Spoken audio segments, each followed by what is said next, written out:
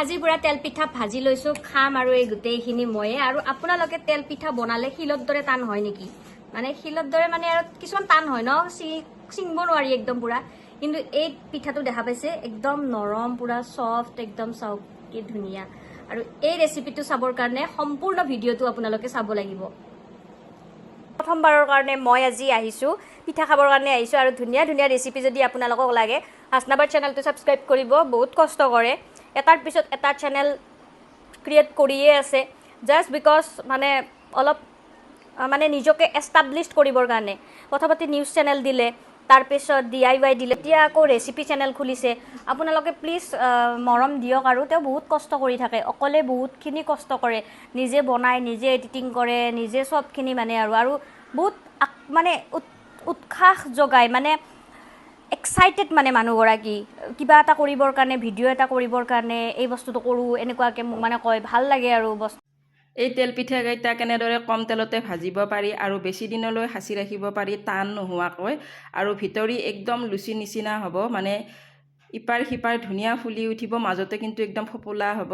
গতিকে মই কেনেকৈ এই পিঠাকেইটা বনাইছোঁ আৰু পিঠাগুড়ি কেনেকৈ প্ৰস্তুত কৰিছোঁ মেইন হৈছে পিঠাগুড়ি প্ৰস্তুত কৰা এই দেখিছেনে কিমান ছফ্ট হৈছে পিঠাগুড়ি মানে কেনেকুৱা চালনীৰে চালিব লাগে সেয়া আপোনালোকক দেখুৱাম পিঠাকেইটা দেখিছে বহুতে পিঠা বনাই ফুলে হয় কিন্তু ভিতৰে কেনেকুৱা টান হৈ থাকে আৰু পিঠাগুড়ি টাইপ হৈ থাকে তেন্তে বলক ৰেচিপিটো মই ভালদৰে আৰম্ভ কৰোঁ এয়া দেখিছে মই ভাত খোৱা চাউল লৈছোঁ ভাত খোৱা চাউল বুলি ক'লে হয়তো ভুল হ'ব কাৰণ কিয় ভাতটো বইল চাউলৰো খোৱা হয় এইটো আমি আলা চাউল বুলি কওঁ যিটো মানে বইল নকৰা চাউল নিসিজোৱা চাউল এই চাউলকেইটা মই ভালদৰে 2 ঘণ্টা তিয়াই থৈ 1 ঘণ্টা আকৌ তৰিয়াই একদম জৰজৰীয়া কৰি ফ্ৰিজত থৈ দিছিলোঁ ফ্ৰিজত থৈ যদি পিঠাগুড়িখিনি খুন্দো তেতিয়া চাবচোন মিক্সিত পিঠাগুড়ি খুন্দিলে বহুত তৎক্ষণাতে একদম গৰম হৈ আহে ফ্ৰিজত যদি চাউলকেইটা থৈ আমি পিঠাগুড়ি খুন্দো তেতিয়া কি হয় গৰম হৈ সিজি নাযায় চাউলবিলাক আৰু চালনী সদায় এই পিঠাগুড়ি চালিবলৈ মানে এই পিঠা বনাবলৈ এই চালনী একদম ঘন চালনী ল'ব তেতিয়া আটাটো কি হয় ময়দাৰ নিচিনা হয় মানে মিহি হয় যদি আমি পাতল চালনীৰে পিঠাগুড়িখিনি চালোঁ তেতিয়া একদম জৰজৰীয়া চুজিৰ নিচিনা হ'ব হ'লে কি হয় পিঠাকেইটা টাইট হৈ যায় বাৰু যিয়ে নহওক সেইটো টিপছ আপোনালোকে ফ'ল' কৰিব আৰু এয়া মই লৈছোঁ গুড় খেজুৰৰ গুড় লৈছোঁ ভালদৰে একদম মিহিকৈ ৰুকি লৈছোঁ আৰু মই গুড়খিনি পগাই নলওঁ এনেদৰে পিঠাগুড়ি আৰু গুড়ে মই মিক্স কৰি ল'ম আপোনালোকে যদি ইচ্ছা কৰে পগাই ল'ব পাৰে এয়া মই কেঁচা পিঠাগুড়ি একদম ভাজি চাজি লোৱা নাই এইমাত্ৰ খুন্দা পিঠাগুড়ি ডাঙৰ চামুচখনেৰে দি দিছোঁ আৰু গুড় হ'ব মোৰ সৰু বাতিৰে এবাতি আৰু পিঠাগুড়ি হ'ব 2 বাতিতকৈ অকণমান বেছি গুড় দিলেও কি হয় পিঠাকেইটা তৎক্ষণাতে জ্বলি যায় ক'লা পৰি যায় দেই পৰি যায় একদম গতিকে গুড় বেছি দিব নালাগে যদি আপোনালোকে মিঠা বেছি খাব খোজে তেন্তে ইয়াতে আকৌ চেনি 2 চামুচ বা 1 চামুচ দিব পাৰে মই নিমখ দি দিলোঁ নিমখ দিলেহে পিঠাটোৰ আচল সোৱাদটো লাগে মানে মিঠাটো ফুটি উঠে নিমখখিনি দি মই ভালদৰে লাৰি দিছোঁ শুকানে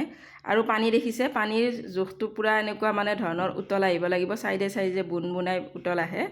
তেনেকুৱা আৰু চফ দি দিলোঁ চফখিনি দিলে মানে ফ্লেভাৰটো বহুত ভাল লাগে পিঠাকেইটাৰ তাৰপাছত বেকিং পাউডাৰ দি দিলোঁ বেকিং পাউডাৰ নাথাকিলে বেকিং ছ'ডাও দিব পাৰে বেকিং পাউডাৰ অকণমান বেছিকৈ দিছোঁ আৰু যদি ছ'ডা দিয়ে ছ'ডা একদম কম এচিকুট ছ'ডা দিব মাত্ৰ আচলতে গুড় দিলে পিঠা এনেই নৰম হয় আৰু অকণমান ফুলিবলৈ আৰু বেছি কোমল হ'বলৈ বেকিং পাউডাৰটো দিব লাগে তাৰপাছত মই এতিয়া দি দিম ইয়াতে যিখিনি পানী উতলাই লৈ লৈছিলোঁ মই যেনেকুৱা পানী দিছোঁ তেনেকুৱা পানী আপোনালোকেও দিব চাব পিঠা একদম ধুনীয়া কোমলি থাকিব বেছি দিনলৈকে নৰম হৈ থাকিব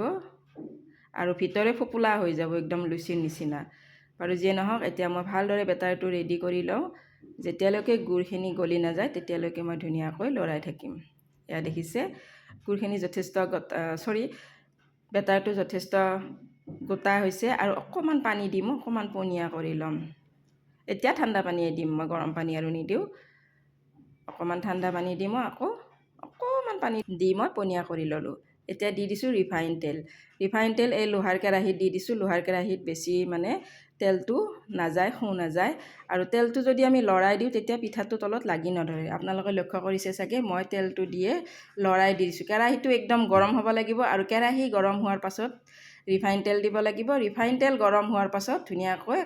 লাৰি দিব লাগে তলৰ ফালে তেতিয়া লাগি নধৰে কিছুমান চাব প্ৰথম পিঠাটোৱে বহাই দিয়াৰ লগে লগে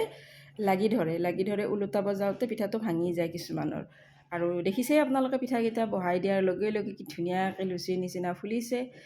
আৰু এয়া দেখিছে, আচলতে মোৰ কিন্তু পিঠা এক চাইজৰ নহয়, এটা সৰু হয় এটা ডাঙৰ হয়,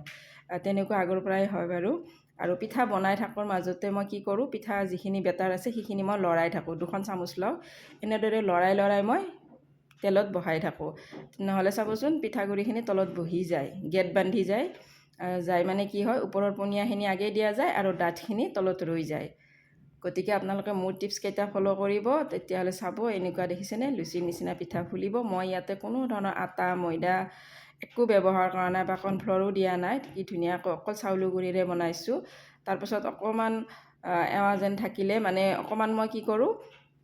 বগাতে পিঠাকেইটা নমাই লওঁ, নমাই লৈ উঠি তাৰপাছত আকৌ অকণমান ৰঙচুৱা হ'বলৈ বহাই দি দিওঁ, 3টামানকৈ এনেদৰে বেছি ৰঙচুৱাকৈ আকৌ ভাজি লওঁ। মই কিন্তু বেছি ৰঙা হ'লে পিঠা ভাল নাপাওঁ, কিন্তু আলহীয়ে যিহেতু কেঁচা থকা বুলি ভাবিব পাৰে, সেইকাৰণে মই অকণমান ৰঙচুৱা কৰি লওঁ। এয়া দেখিছে কেইটামান পিঠাত কিন্তু মোৰ ধুনীয়া হৈছে, ডিজাইনো হৈছিলে। তাৰপাছত সিদিনা আফৰিনা আহিছিলে, আফৰিনে এই তেল পিঠাটো বহুত ভাল পায়। তাই ক'লে আপুনি এই পিঠাটো বনাইছে নেকি? মই বোলো অঁ মই বনাইছোঁ। তাই অকণমান ভিডিঅ'ত কৈও দিলে, আৰু মই কেইটামান পিঠা তাইক দিও পঠালোঁ, বাইহঁতৰ ঘৰলৈ বুলি লৈ গ'ল। তো পিঠা ৰেডি হৈ গ'ল আৰু পিঠা খালোঁ, হাচনাবাৰ পিঠা ফাইনেলি। আৰু এইটো চেনেলটোত প্ৰথমবাৰৰ কাৰণে মই আজি আহিছোঁ, পিঠা খাবৰ কাৰণে আহিছোঁ। আৰু ধুনীয়া ধুনীয়া ৰেচিপি যদি আপোনালোকক লাগে, হাচনাবাৰ চেনেলটো ছাবস্ক্ৰাইব কৰিব। বহুত কষ্ট কৰে, এটাৰ পিছত এটা চেনেল ক্ৰিয়েট কৰিয়ে আছে, জাষ্ট বিকজ মানে অলপ মানে নিজকে এষ্টাব্লিছ কৰিবৰ কাৰণে। প্ৰথমতে নিউজ চেনেল দিলে, তাৰপিছত DIY দিলে চাগে এটা, এতিয়া আকৌ ৰেচিপি চেনেল খুলিছে। আপোনালোকে প্লিজ মৰম দিয়ক। আৰু তেওঁ বহুত কষ্ট কৰি থাকে, অকলে বহুতখিনি কষ্ট কৰে, নিজে বনায়, নিজে এডিটিং কৰে, নিজে চবখিনি মানে আৰু বহুত মানে উৎসাহ যোগায়, মানে এক্সাইটেড মানে মানুহগৰাকী কিবা এটা কৰিবৰ কাৰণে, ভিডিঅ' এটা কৰিবৰ কাৰণে, এই বস্তুটো কৰোঁ এনেকুৱাকৈ মোক মানে কয়, ভাল লাগে আৰু বস্তুবিলাক তেনেকুৱা। তো আপোনালোকে ৰেচিপিটো দেখা পালেই বাৰু অলৰেডি কেনেকুৱা হৈছে। আৰু বাকী হাচনাবা কি ক'ব? মানে আপোনালোকৰ যদি ভাল লাগিছে ৰেচিপিটো, তেন্তে আপুনিতো কৈছে চেনেলটো কি কৰিব লাগিব? ছাবস্ক্ৰাইব কৰিব লাগিব আৰু কমেণ্ট কৰিব লাগিব কি কি চেঞ্জেছ আনিব লাগে। আৰু যদি ভিডিঅ'টো আপোনালোকে ভাল পাইছে তেনেহ'লে প্লিজ অলপ শ্বেয়াৰ কৰি দিব আৰু কমেণ্ট কৰিব। কমেণ্ট কৰিলে আমি কেতিয়াও বেয়া নাপাওঁ, চবৰে নিজৰ নিজৰ মতামত দিব। যদি ভাল লাগিছে ভাল লগা বুলি ক'ব, বেয়া লাগিছে যদি বেয়া লগা বুলি ক'ব, কাৰণ তেতিয়াহে আমি শিকিব পাৰিম। কিবা এটা বেয়া হ'লে আমিতো গম নাপাওঁ আমি কি কৰি আছোঁ, আপোনালোকে ক'লেহে আমি গম পাম যে অঁ এইটো বস্তুটো আমি চেঞ্জেছ আনিব লাগে। তো সেইটোৱে, গতিকে আজিলৈকে সামৰিছোঁ, বাই বাই।